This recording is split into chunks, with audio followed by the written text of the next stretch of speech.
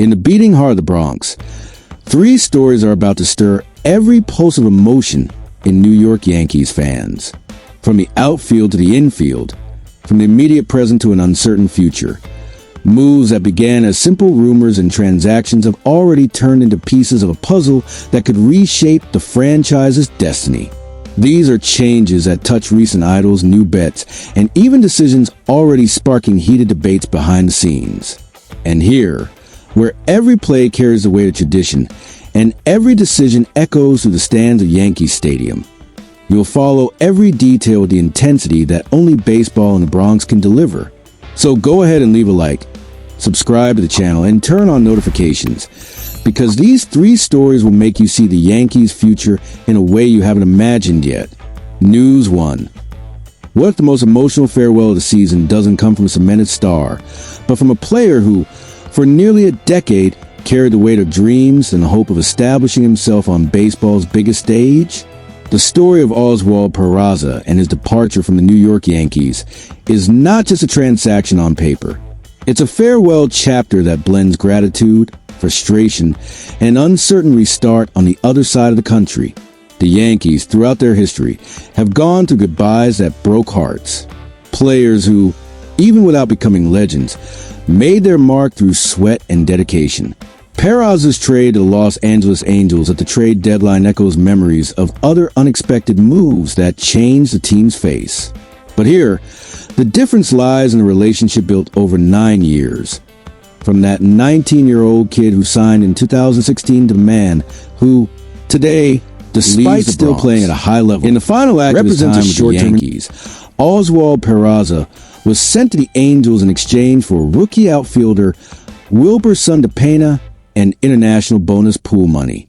The news, confirmed shortly after the trade deadline, brought an interesting contrast. While Anthony Volpe remains a starting shortstop, even while leading MLB in errors this season, Peraza lost his spot and was moved into utility roles. With Pablo Reyes optioned to AAA, he even had occasional opportunities in the outfield, but the fit never truly worked. What few see is that, behind the scenes, this deal was not just about performance. The Yankees, with an already set internal rotation and more urgent needs elsewhere, saw Peraza as a trade chip that could generate long-term returns, whether through Wilber Santapena's potential or the financial flexibility gained with the international bonus money. For the Angels, the bet is clear. A still young player with MLB experience and enough time to shape his role on the roster. From here on, the possibilities split into two paths. For the Yankees, Peraza's exit reinforces their trust in Volpe, even with his defensive flaws, and keeps room for experimentation in the outfield. It's a risky bet, but one that could pay off if Volpe corrects his mistakes and develops further. For Peraza, the scenario is one of personal rebuilding. With the Angels, he'll have a chance to reinvent himself, possibly reclaiming his natural infield spot or even exploring new positions to secure himself as an indispensable piece. At the center of this change was a message Peraza posted on Instagram, alongside a photo in the Yankees' alternate uniform.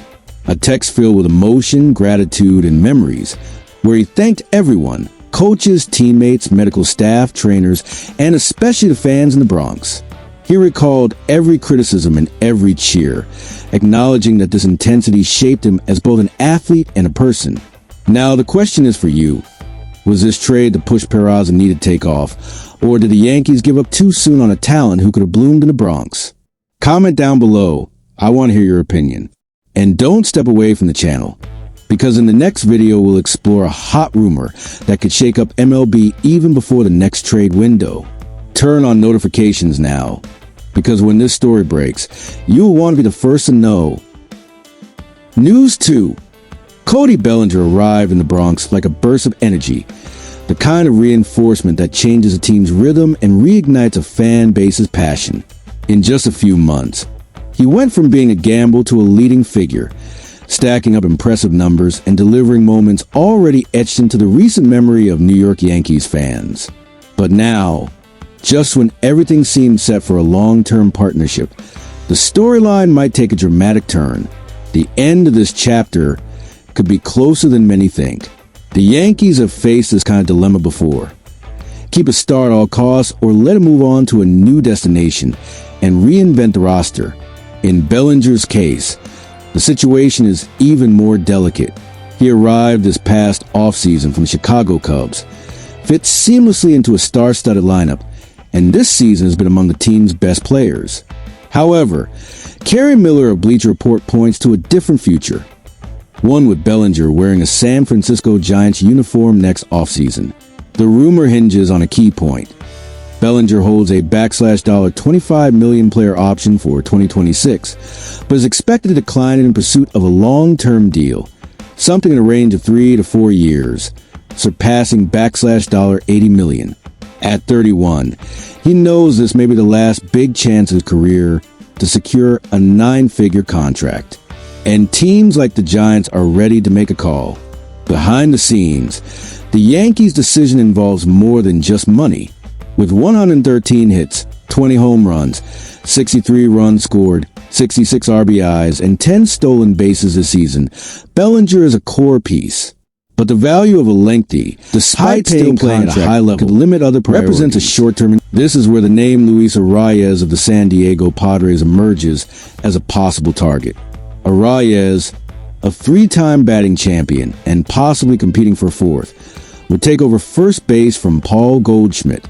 Unlike Bellinger, he's not known for walks, home runs, or stellar defense, but his consistency at the plate is rare.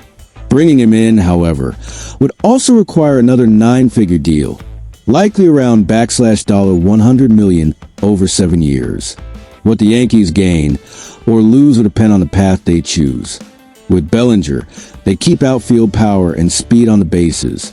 With Arraez, they swap power and range or consistency in contact, changing the style of play. And now the question hangs in the air. Is it worth keeping Bellinger and betting on the continuity of a project that's already working? Or is it time to turn the page and make room for a new star? Comment below. News 3. What if a trade meant to strengthen a franchise's future turn, in just a week, into a symbol of rushed decisions and ignored warning signs? That's exactly what happened when the Pittsburgh Pirates sent all-star David Bednar to the New York Yankees at the trade deadline, a move that, at first glance, was already criticized for the return package. But now, with the first consequences unfolding, looks even harder to justify. The Pirates aren't strangers to bold trades, but they also have a history of moves that age poorly. The Bednar deal seemed risky from the start, giving up one of baseball's best closers under team control through 2026 for 3 young prospects, catchers Rafael Flores and Edgelin Perez, plus outfielder Brian Sanchez. For many fans, the return already seemed modest for a player of Bednar's weight in the bullpen. Now, after the developments of the past week, that perception has only worsened. The main point of this new wave of criticism is Brian Sanchez. He arrived as part of the trade from a Yankees minor league system with solid A-ball numbers, a .281 batting average, .373 OBP, .437 SLG, .386 WOBA, and 129 WRC plus in 286 plate appearances. He wasn't a big power hitter, just 4 home runs on the season, but he showed respectable raw power, an 88.9 miles per hour average exit velocity, and explosive base running, stealing 24 bases in 28 attempts. His profile suggested potential as an aggressive runner and versatile piece. But less than a week after the trade, the news dropped like a cold shower. Sanchez was placed on the 60-day injured list, effectively ending his season. What makes it even more frustrating for Pirates fans is that there were clear warning signs before the deal was made. The Yankees had put him on the 7-day injured list on July 25th, and he hadn't played since July 18th. Still, General Manager Ben Cherington bet on him as a key part of the return. Behind the scenes, this decision raises questions about the Pirates' operations department's evaluation process. Baseball America, even before the injury, projected Sanchez as a 4th outfielder on a good team or a starter on a second division club, with speed as his only above-average tool. Arm strength, defense, and power were rated as average or below. Betting on him as one of the main assets in exchange for an elite closer always seemed, at the very least, questionable. Now, with Sanchez sidelined and no clear return date, Pittsburgh's outlook narrows. Flores and Perez remain question marks, and Bednar is already debuting for the Yankees as a key piece in their playoff push. For fans, the feeling is that the team gave up a vital weapon for a return that lost value almost instantly. And here's the big question. Was this just a high-risk gamble that didn't pay off, or a management mistake that would define Ben Cherington's tenure for a long time? Leave your comment below, and don't miss the next video. We'll break down how Bednar's arrival is already impacting the Yankees bullpen, and why this could shift the balance in the postseason race.